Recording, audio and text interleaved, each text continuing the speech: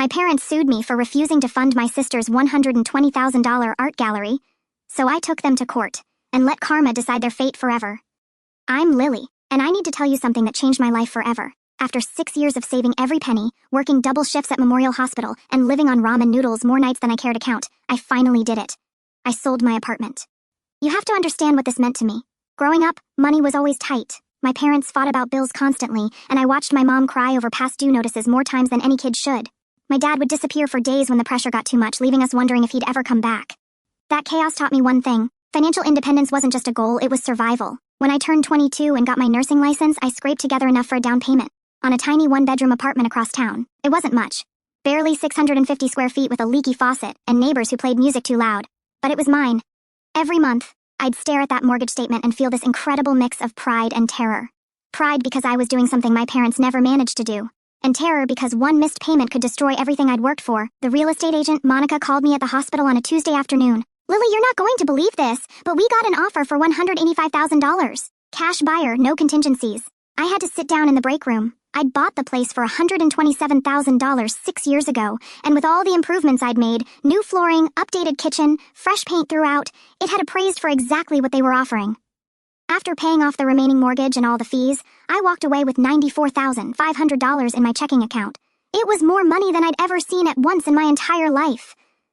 That night, I sat in my empty apartment with Chinese takeout, staring at my bank balance on my phone screen. For the first time since I could remember, I felt like I could breathe. Really breathe. I had plans for that money, real plans, not dreams or wishes, but actual researched investment strategies. I'd been looking at a duplex on the other side of town. I could live in one unit and rent out the other. The rental income would cover most of the mortgage, and I'd be building equity while having someone else pay for it. It was perfect. My family knew about the sale, of course. I'd told them during our monthly dinner at Mom's house the week before. That's wonderful, honey, Mom had said, though something in her voice seemed off. Dad just nodded and changed the subject to something about his job at the warehouse. My younger sister, Rose, barely looked up from her phone. I should have known then that something was coming. My family never just let good news sit quietly. There was always an angle, always a way to complicate things. But I was so focused on my future, so proud of what I'd accomplished on my own, that I missed all the warning signs. The money sat in my savings account for exactly 2 weeks before everything went completely insane. 2 weeks after the sale closed, I got a text from Rose at 9 p.m. on a Friday. Family meeting tomorrow at 2. Important business opportunity. Don't be late. I stared at the message, feeling that familiar knot in my stomach. Rose had never shown interest in business anything. She was 24, still living at home with a degree in visual arts that she'd barely used since graduating 2 years ago. While I was working 60-hour weeks to pay for nursing school, Rose was taking pottery classes and spending summers backpacking through Europe with money from Mom and Dad. Saturday afternoon, I walked into my childhood home to find Rose standing in front of an easel with poster boards covered in magazine cutouts and printed photos. She was wearing a flowy dress that probably cost more than my monthly grocery budget. Her hair perfectly styled, even though it was 2 in the afternoon on a weekend. Finally, she exclaimed, clapping her hands together. Lily, you're going to love this. I figured out my calling. Mom and Dad sat on the couch looking at Rose like she was about to announce she'd won the lottery. This was nothing new. Rose had always been their golden child, the creative one, the one with potential. I was just the practical daughter who paid her own bills.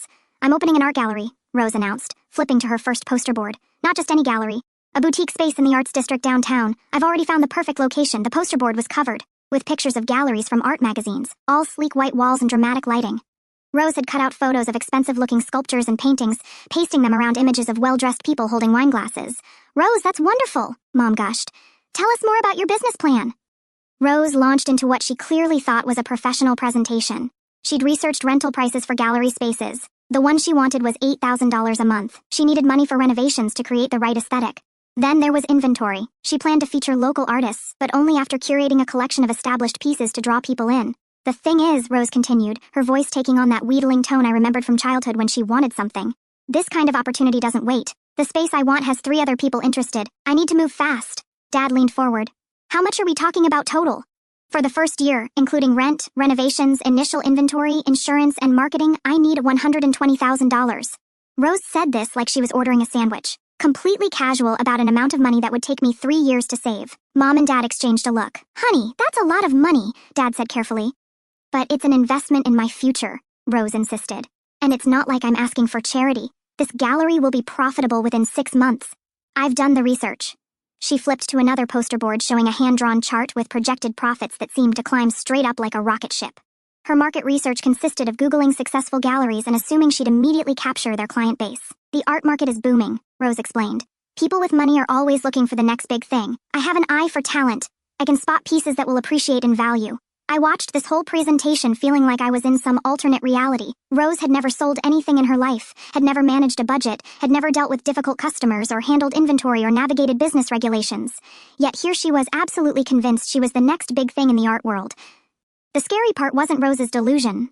It was the way Mom and Dad were looking at her, like they were already convinced this was going to work. The following weekend, Mom called and asked if I could come over Sunday for a family financial discussion. Her voice had that careful, measured tone she used when she was about to ask me for something I wouldn't want to give. When I arrived, I found the dining room set up like a boardroom. Rose had printed out official-looking documents complete with charts and graphs. Dad had his reading glasses on, studying papers like he was reviewing a corporate merger instead of his unemployed daughter's fantasy business plan. "Lily, sit down," Mom said, gesturing to the chair across from Rose. "We need to talk about this gallery opportunity seriously." Rose had clearly spent the entire week preparing. Her business plan was now a 20-page document with sections on market analysis, competitive landscape, and financial projections. She'd researched everything from gallery insurance costs to the average price of wine for opening receptions. "The location is perfect," Rose began, sliding a printed map across the table. "It's right in the heart of the arts district, walking distance from 3 trendy restaurants and that new boutique hotel. The foot traffic alone will bring in customers." Dad nodded approvingly. The demographics look good too. Young professionals, tourists with disposable income. I picked up the rental agreement Rose had somehow obtained. $8,000 a month for a space that's barely 1,200 square feet. "Prime real estate costs money," Rose replied defensively. "You can't build a high-end brand in some strip mall." Mom spread out the financial projections. According to Rose's calculations, the gallery would break even by month 8 and start turning a serious profit by month 12. Her projected sales figures were based on selling just 2 major pieces per month, at an average price of $30,500 each, plus smaller items and commissions from featured artists. "Where are you getting these price points?" I asked, scanning the numbers. "Market research," Rose said, pulling out printouts from art auction websites. "Original paintings by emerging artists in similar markets sell for anywhere from $1,500 to $8,000. I'm being conservative." What she wasn't mentioning was that those prices were from established galleries with years of reputation and client relationships. She was comparing herself to businesses that had been operating successfully for decades. Dad cleared his throat. "The thing is, Lily, we've been talking and we don't have $120,000 just sitting around. We could get a home equity loan," Mom added quickly. "But that would put the house at risk if something went wrong." I saw where this was heading and felt my chest tighten. "However," Dad continued, "this is a family opportunity. Rose's success would benefit all of us." Rose leaned forward, her eyes bright with excitement. "Think about it, Lily. When the gallery takes off, you'd be an investor. You'd get returns on your money, plus you'd be supporting local artists and culture. The timing is perfect," Mom added. "You just sold your apartment so you have liquid capital available." I stared at them, trying to process what I was hearing. "You want me to invest my apartment money in Rose's gallery?" "Not all of it," Rose said quickly. "Just the initial startup costs. Once we're established, we can get business loans for expansion." "Just $120,000, I repeated. "Just everything I've worked 6 years to save." "It's not like you're throwing the money away," Dad argued. "This is an investment in your sister's future and potentially a very profitable one for you, too." I looked around the table at their expectant faces. Rose was practically vibrating with excitement. Mom had that hopeful expression she used to get when she bought lottery tickets. Dad was nodding like this all made perfect sense. Not one of them seemed to understand that they were asking me to risk everything I'd worked for on a business plan that wouldn't pass a freshman economics class. I took a deep breath and set Rose's business plan down on the table. "I'm not investing in the gallery." The silence that followed was deafening. Rose's face went from excited to confused to hurt in about 3 seconds. "What do you mean?" Mom asked. "I mean exactly what I said. I'm not giving Rose $120,000 to open an art gallery." "But this is a real opportunity," Rose protested. "I've done all the research. The numbers work."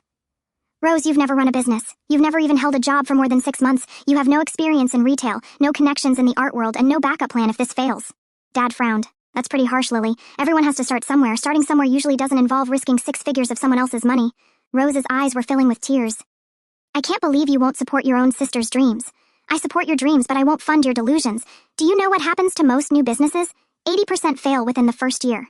Art galleries have an even higher failure rate. Those are just statistics," Mom interjected. "Rose isn't like other people. She has a real eye for art. Having an eye for art and running a profitable business are completely different things." "Rose, have you ever dealt with suppliers, managed inventory, handled customer complaints, filed business taxes?" Rose crossed her arms defensively. "I can learn all that stuff with my money as your safety net if you can't." "It's not just your money," Dad said, his voice getting sharp. "You're part of this family. Sometimes family members help each other out." I felt that familiar anger rising in my chest. The same feeling I'd had growing up when they'd give Rose everything she wanted while telling me I needed to be more responsible. Help each other out.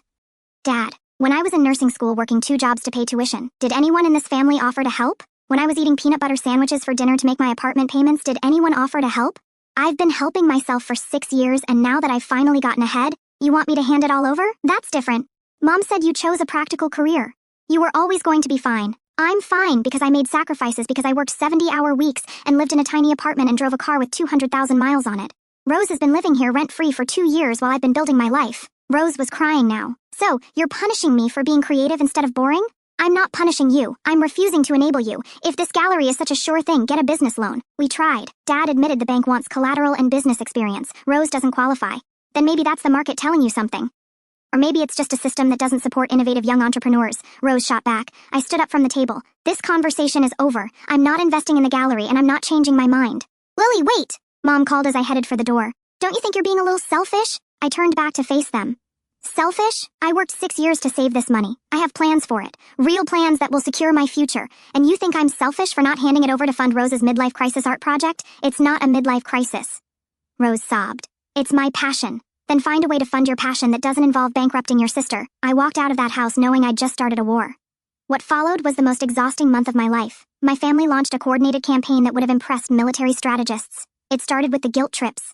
Mom called me at work 3 times the first week, crying about how Rose was devastated and how I was crushing her dreams. She'd launch into stories about how Rose had always been such a sensitive, artistic child, and how this gallery was her chance to finally find her place in the world. You don't understand what rejection does to creative people, Mom sobbed into the phone during my lunch break on Tuesday.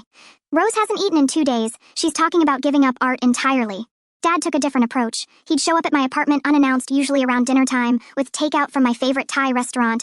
Then he'd sit at my kitchen table and explain very patiently why I was making a mistake. Look, kiddo, I get it. You worked hard for that money, but sometimes you have to take risks to get ahead. This gallery could make you a lot more than you'd earn from safe investments. Dad, I'm buying a duplex. That's not exactly a risky investment. Real estate is risky too. What if the market crashes? What if you can't find tenants? At least with Rose's gallery, you'd be diversifying. When logic didn't work, they brought in reinforcements. My Aunt Patricia, who I barely spoke to twice a year, called to tell me how disappointed she was in my selfishness. My cousin Jake, Rose's childhood friend, sent me a long Facebook message about how I was destroying family unity over money. Rose herself alternated between heartbroken victim and righteous artist. She'd text me articles about successful galleries, screenshots of positive comments from her art school friends, and long voice messages where she cried about how I was the only thing standing between her and her dreams. The manipulation reached peak intensity during week 3. I came home from a particularly brutal 12-hour shift to find my entire family in my living room. They'd gotten my spare key from the landlord by claiming there was a family emergency. Intervention time, Rose announced, gesturing to the coffee table covered with printed testimonials from gallery owners, investment guides, and what appeared to be a petition signed by various family members and friends. This is insane, I said, dropping my purse by the door. You can't just break into my apartment. We're not breaking in, Mom corrected. We're having a family meeting. Dad held up a folder. We've prepared some additional information that might change your mind. The additional information included a revised business plan with even more optimistic projections. Letters of intent from 3 local artists promising to show their work at Rose's gallery, and a photocopy of an article about a gallery in Portland that had sold a painting for $50,000 in its first year. See? Rose said, pointing to the article. This gallery started with almost no money, and look where they are now. I read the article. The gallery had been open for 8 years and was run by someone with 15 years of experience in art curation. Rose, this person worked at major galleries in New York before opening her own place. You can't even balance your checkbook. That's mean. Mom said Rose is very capable. If she's so capable, why does she need my money? That's when Rose played her trump card. She started sobbing. Not just crying, but full-body sobs that shook the entire couch. I can't believe my own sister hates me this much, she wailed. All I want is a chance to build something beautiful, to contribute something meaningful to the world, and you want to destroy that because you care more about money than family. It was a masterful performance. Mom immediately went to comfort her. Dad glared at me like I just kicked a puppy. Even I felt a moment of doubt, but then I remembered all the times Rose had manipulated situations to get her way. All the promises she'd broken, all the responsibilities she'd avoided while I worked my ass off to build a stable life. Get out, I said quietly. Lily, Mom started. I said, get out, all of you. Now they left, but the siege continued through texts, emails, and surprise visits for another week until I finally had to block their numbers and change my locks. The silence lasted exactly 1 week. Then I got served with legal papers at the hospital. I was in the middle of checking vitals on Mrs. Anderson in room 3112 when a process server appeared at the door. Lily Thompson, that's me. You're being served. He handed me a thick manila envelope and walked away, leaving me standing there with Mrs. Anderson staring at me curiously. My hands were shaking as I opened the envelope in the break room 10 minutes later. The lawsuit was filed by my parents with Rose listed as a co-plaintiff. The title read, Civil Action for Breach of Family Financial Obligations and Unjust Enrichment. I had to read it 3 times before I understood what they were claiming. According to their lawyer, I owed my family a portion of my apartment sale proceeds because I had lived with them until age 19 and had therefore benefited from their financial support during my formative years. They argued that my current success was built on their investment in my education and upbringing, making them entitled to a share of any profits I derived from property they had helped make possible. The legal language was dense, but the basic argument was that I was committing unjust enrichment by keeping money that rightfully belonged to the family unit. They were seeking $120,000 in damages, exactly the amount Rose needed for her gallery. But the part that really made my blood boil was their claim that I was violating established family financial solidarity principles and causing severe emotional and financial distress to Rose by refusing to support her business venture. They had actually taken me to court for saying no.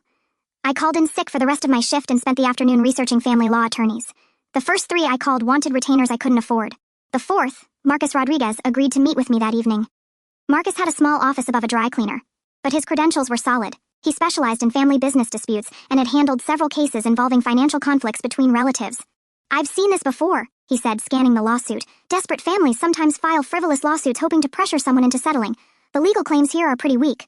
"Weak? How?" "Well, they're arguing that living with your parents until 19 created some kind of financial obligation. That's not how the law works. Parents have a legal obligation to support minor children, not the other way around. And even if you had received some benefit, you'd have to prove that benefit was given with the expectation of future repayment."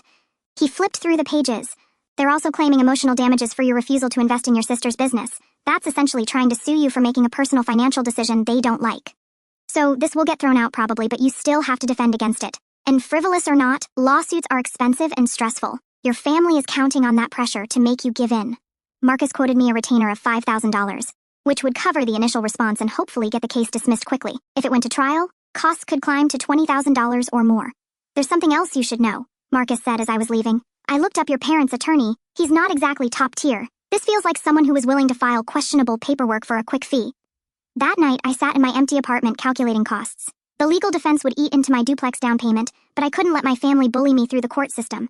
I called Marcus the next morning and hired him. The strangest part was how betrayed I felt. I'd expected manipulation and guilt trips from my family. That was nothing new. But taking me to court, accusing me of stealing money that was never theirs, that crossed a line I never thought they'd cross. As I signed the retainer agreement, I realized this wasn't just about Rose's gallery anymore. This was about whether I was going to let my family control my life forever or finally set boundaries that meant something. They had escalated this fight to a place where someone was going to lose everything. I intended to make sure it wasn't me. Marcus wasn't kidding when he said building a defense would be thorough. Over the next 2 months, we gathered every financial document from my adult life to prove my independence and self-sufficiency. I had to dig up bank statements from my first checking account at 19, showing deposits from my part-time job at a medical supply store while I was in nursing school. We documented every tuition payment I'd made, every rent check, every car payment. Marcus wanted to create an ironclad timeline showing that I'd supported myself from the moment I left home.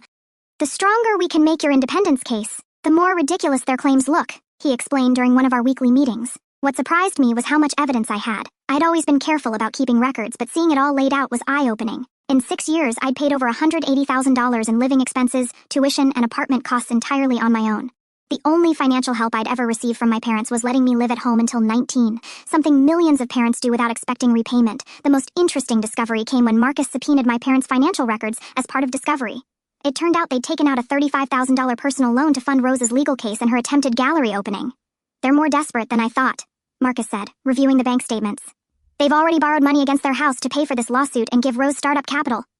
While we built our case, I watched Rose's gallery dreams play out in real time through social media. Despite not having my investment, she'd convinced my parents to fund a scaled-down version of her business plan. Instead of the prime arts district location, she rented a narrow storefront in a strip mall 20 minutes from downtown. The monthly rent was $2,400 instead of $8,000, but the foot traffic was essentially non-existent. The space had been a used bookstore, and Rose spent weeks trying to transform it into something resembling a proper gallery. Her Instagram posts documented the process. Photos of her painting walls white, assembling track lighting from a home improvement store, and arranging mismatched furniture she'd bought secondhand. She was trying so hard to create an upscale atmosphere in a space that would never support it. The grand opening happened on a Thursday evening in October. I didn't attend, obviously, but Rose posted dozens of photos. The event looked pathetic. Maybe 15 people total, most of them family friends who'd come out of obligation. The artwork was a collection of pieces from local community college students and a few landscapes Rose had bought from online galleries. Within a month, it was clear the gallery was failing. Rose's social media posts went from excited business owner to increasingly desperate sales pitches. She started offering special discounts and limited time promotions on pieces that weren't selling. The irony wasn't lost on me. While Rose struggled to attract customers to her poorly located gallery, I was house hunting with a pre-approved loan and a clear investment strategy. The duplex I'd been eyeing was still available, and the rental market in that neighborhood was strong enough to cover most of my mortgage payments. Marcus kept me updated on the legal front. My parents' attorney had tried several procedural moves to drag out the case, probably hoping the mounting legal cost would force me to settle. But Marcus was prepared for these tactics. "They're fishing," he explained. "They know their case is weak, so they're hoping something in discovery will give them leverage." The discovery process was invasive, but ultimately worked in our favor. Every document we produced supported our narrative. I was a financially independent adult who'd worked hard for everything I owned. Meanwhile, their financial records painted a picture of parents who'd overextended themselves to fund both Rose's business venture and a frivolous lawsuit. They'd borrowed against their house, maxed out credit cards, and taken personal loans, all to avoid accepting that their adult daughter had made a reasonable decision not to fund her sister's risky business idea. 3 months after being served, I felt more confident about the legal case than I did about my family relationships. The lawsuit had destroyed any possibility of reconciliation, but it had also clarified something important. These people were willing to try to destroy my financial security to get what they wanted. That realization made me more determined than ever to win. The trial was scheduled for a Tuesday morning in February, 8 months after the initial lawsuit was filed. I took the day off work and met Marcus at the courthouse at 8 a.m. to prep for what he promised would be a straightforward hearing. "This is essentially a motion to dismiss with oral arguments," he explained as we walked through security. "The judge will hear both sides and decide whether their claims have any legal merit. If we're right about this being frivolous, it should be over quickly." The courtroom was smaller than I'd expected, with maybe 30 seats for observers. My parents and Rose were already there with their attorney, a thin man in an ill-fitting suit who looked like he'd rather be anywhere else. Rose had dressed for the occasion in what I assumed was her version of professional attire, a black dress with dramatic jewelry that looked more appropriate for an art gallery opening than a courtroom. Mom wore her church dress and Dad had on the same suit he'd worn to my nursing school graduation. Judge Patricia Chen called the case at 9:15 a.m. My parents' attorney, William Garrett, stood first to present their case. "Your Honor, this is a matter of family financial justice. The defendant benefited for 19 years from her parents' investment in her housing, education, and development. She lived rent-free, received meals, utilities, and family support that enabled her to save money, and eventually purchase real estate. Garrett argued that my success was built on a foundation my parents had provided, making them entitled to a share of the profits. He claimed that my refusal to help Rose constituted bad faith, dealing within a family financial partnership. The plaintiff's daughter needs $120,000 to start a legitimate business venture that would benefit the entire family unit. The defendant's refusal to provide these funds despite having the means to do so represents a breach of the implicit family support agreement that existed during her formative years." Judge Chen looked skeptical. "Are you arguing that adult children have a legal obligation to financially support their siblings' business ventures?" "We're arguing that in this specific case, given the family's history of mutual support and the defendant's ability to pay, her refusal constitutes unjust enrichment." It was Marcus's turn. He stood and immediately cut to the heart of the matter. "Your Honor, this lawsuit is an attempt to force an adult woman to make an investment she has every right to refuse. The plaintiff is essentially arguing that because they fulfilled their legal obligation to house and feed their minor child, that child now owes them money 25 years later." Marcus presented our timeline of my financial independence, showing the judge documentation of every payment I'd made since leaving home. "Ms. Thompson has been completely self-sufficient for 6 years. She worked multiple jobs to pay for nursing school, saved diligently to purchase her apartment, and maintained that property through her own income. The proceeds from that sale are entirely hers." "But what about the family support during her childhood?" Judge Chen asked. "That's what parents are legally required to provide. Your Honor, the law doesn't recognize a debt relationship between parents who fulfill their obligations and adult children who become successful. If it did, every parent could sue their grown children for reimbursement of childhood expenses." Judge Chen turned to my parents' attorney. "Mr. Garrett, do you have any legal precedent for requiring an adult sibling to fund another sibling's business venture?" Garrett fumbled through his papers. "Your Honor, we believe this falls under unjust enrichment statutes. How is Miss Thompson enriched by her sister's failed business prospects?" "She's enriched by her family's historical support, which enabled her current financial position." Judge Chen was clearly losing patience. "That's not how unjust enrichment works. Counselor." The judge asked my parents and Rose if they wanted to make statements. Dad stood up and launched into a speech about family loyalty and how disappointed he was in my selfishness. Mom cried about Rose's artistic dreams being crushed. Rose took the stand and painted herself as a victim of my cruelty. All I wanted was a chance to build something beautiful. I had investors lined up, artists ready to show their work, and a real business plan. My sister chose money over family. When Judge Chen asked me to respond, I kept it simple.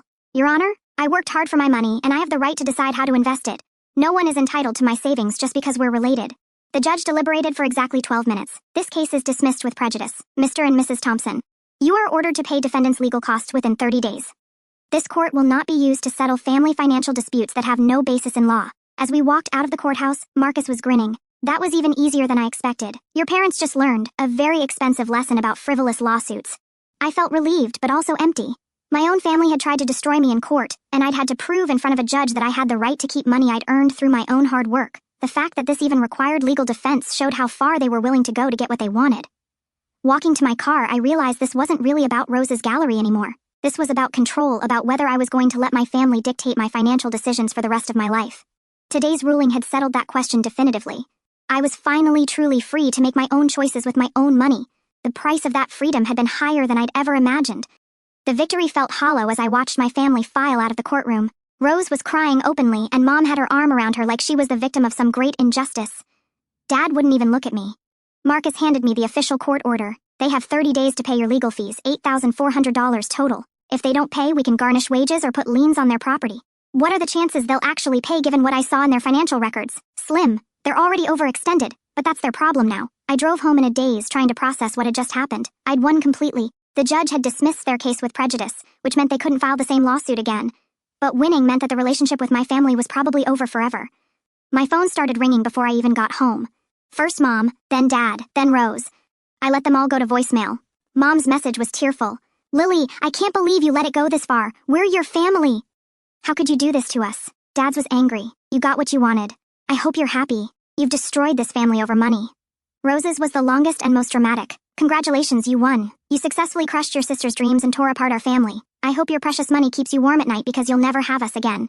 That evening, my friend Cassie from work came over with wine and Chinese food. She'd been following the whole saga for months. How are you feeling? She asked as we settled on my couch. Honestly, relieved and sad and angry. It's complicated. Your family sued you for not giving them money. There's nothing complicated about that being insane. Cassie was right.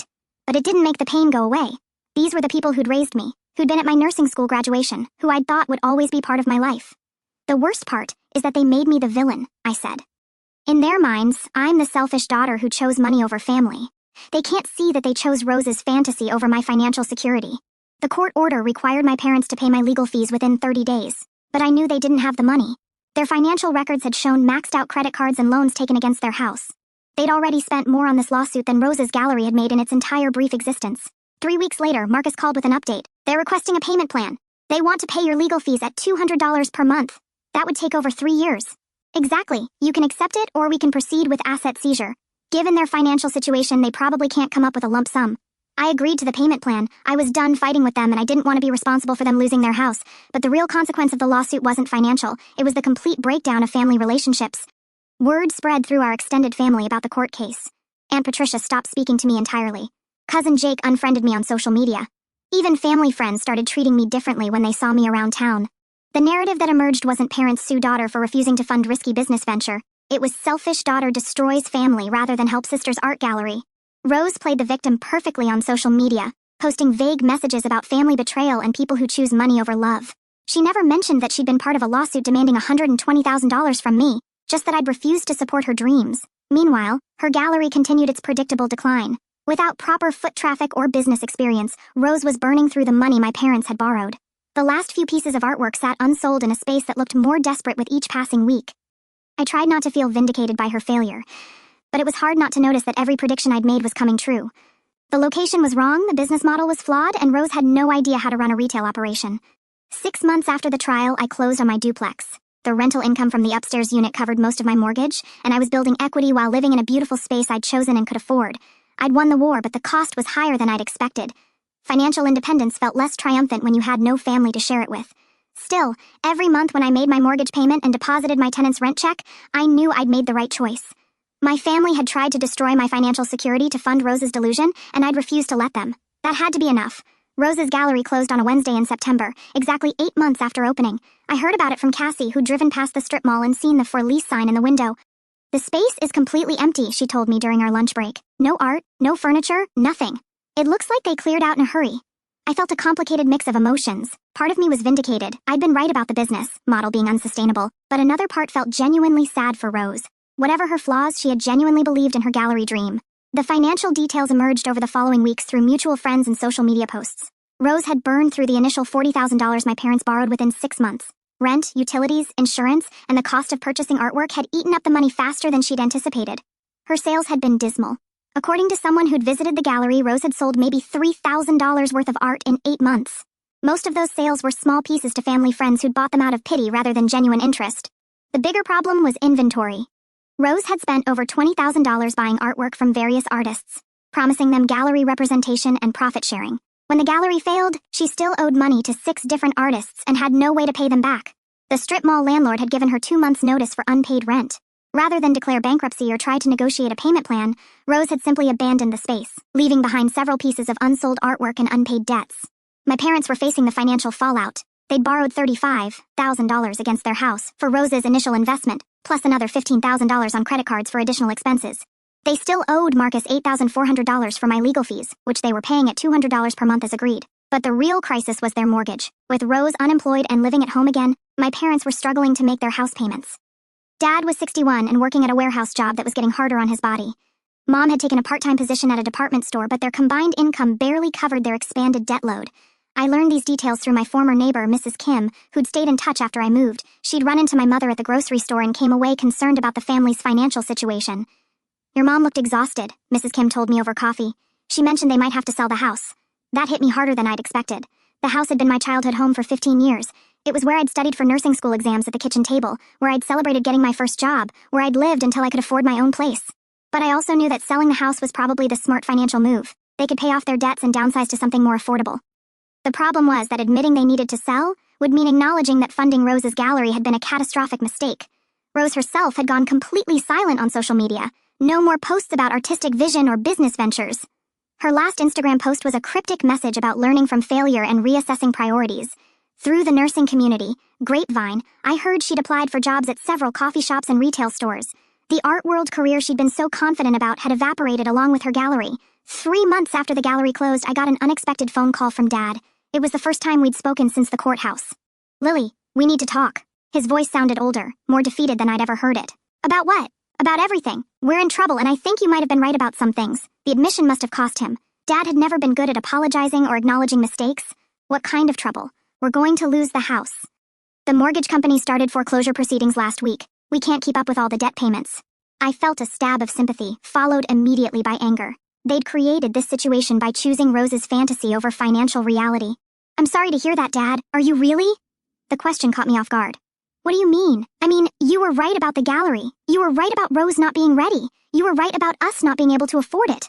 So part of you must be satisfied that we're getting what we deserve." I considered lying, telling him I took no pleasure in their financial collapse. But we were past the point of comfortable family lies.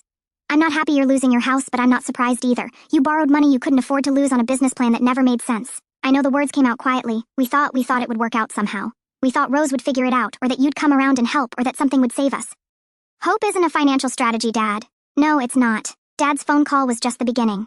Over the next 2 weeks, my family launched what I can only describe as a reconciliation campaign designed to soften me up for the real ask. Mom called first, her voice shaky and apologetic. "Lily, honey, I know we made mistakes. The lawsuit was wrong, and I'm sorry we put you through that. Family shouldn't fight over money." She talked about how much she missed me, how empty the house felt without me visiting, how she regretted letting things get so out of hand. It was a masterful performance that might have worked if I hadn't been through months of manipulation. Rose came next, sending a handwritten letter to my duplex. The letter was 3 pages of carefully crafted apologies mixed with subtle self-justification. She was sorry for the lawsuit, sorry for the family conflict, but she wanted me to understand that her gallery dream had come from a genuine place of artistic passion. "I know I wasn't ready for the business side of things," she wrote. "I was naive about what it would take to succeed, but the dream itself wasn't wrong, just the timing and execution." The letter ended with an invitation to lunch just to talk and start healing our relationship. I threw the letter away. The campaign intensified when they realized I wasn't responding to emotional appeals. Aunt Patricia called, claiming she'd been misinformed about the family conflict and wanted to hear my side of the story. Cousin Jake sent a Facebook message about how much he valued family unity. But the real desperation became clear when Mrs. Kim called me at work. "Your parents came by my house yesterday asking for your work schedule. She said they wanted to know what time you got home and whether you were dating anyone." It felt strange. "Strange how?" "Like they were planning something. Your mother kept asking if I thought you seemed lonely living by yourself." That evening, I came home to find my entire family sitting in their car in my driveway. When they saw me pull up, they got out and approached my front door like a delegation. "We just want to talk," Mom said before I could object. "That's all." Against my better judgment, I let them inside. They arranged themselves on my couch like they were staging an intervention, with Rose looking appropriately repentant and my parents wearing their most serious expressions. "We've been doing a lot of thinking," Dad began. "About the family, about money, about priorities. We realized we handled everything wrong," Mom added. "The pressure, the lawsuit, all of it. We were just so scared about losing the house and disappointing Rose." Rose spoke up, her voice carefully modulated. "I take full responsibility for my business failing. I wasn't prepared, and I let my emotions override common sense. The gallery was a mistake. I listened to their carefully rehearsed speeches, waiting for the real purpose of their visit. The thing is, Dad continued, we're in a really bad spot financially. The foreclosure is moving forward, and we'll probably lose the house within 60 days, but we've learned from our mistakes, Mom said quickly. We're not asking you to bail us out or give us money. We know we don't deserve that after everything that happened. Rose added, it would really help us get back on our feet without asking you for money directly. I stared at them, amazed by their audacity. They'd sued me for $120,000, spent a year trying to destroy my financial security, and now they wanted me to co-sign a lease that would make me legally responsible for their rent payments. You want me to co-sign a lease? I said slowly. For people who just demonstrated they can't manage money responsibly. We've learned our lesson, Dad insisted. This time will be different. If you've learned your lesson, you won't need a co-signer. Lily, please, Mom said, tears starting. We have nowhere else to turn. We'll lose everything. You already lost everything when you decided to sue me instead of accepting that Rose's gallery was a bad investment. Rose's carefully constructed humility cracked. So, you're just going to let us become homeless? Your own family? You're not going to be homeless. You're going to face the consequences of your financial decisions, which might include renting a cheaper place that doesn't require a CO signer. I stood up, signaling the conversation was over. I'm not co-signing anything. I'm not lending money, and I'm not responsible for fixing the mess you created. They left without saying goodbye, and I knew this reconciliation attempt had been their last desperate play. 2 weeks later, Mrs. Kim called to tell me they'd moved out of the house in the middle of the night, leaving no forwarding address. 2 years have passed since that final confrontation in my living room, and my life has transformed in ways I never expected. I'm writing this from the sunroom of my duplex, where I've set up a small office space overlooking the garden I planted last spring. The investment strategy I'd planned from the beginning worked exactly as I'd hoped. My tenant upstairs, Jake, is a graduate student who pays $1,200 monthly in rent, which covers most of my mortgage payment. The equity I'm building combined with the rental income has given me financial security I never thought possible.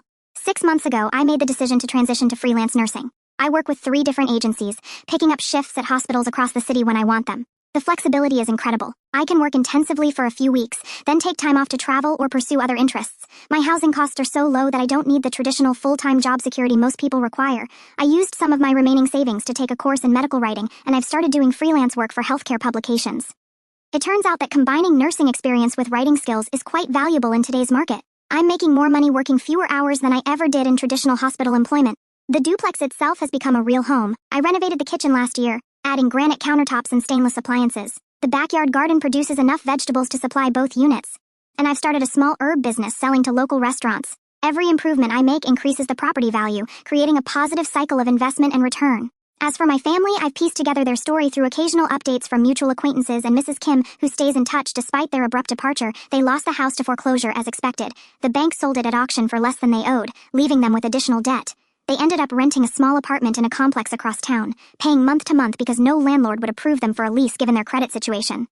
Dad was forced to take early retirement when his warehouse job became too physically demanding. At 63, he's collecting reduced Social Security benefits and working part-time at a hardware store. Mom is still at the department store, but they're struggling to make ends meet on their reduced income.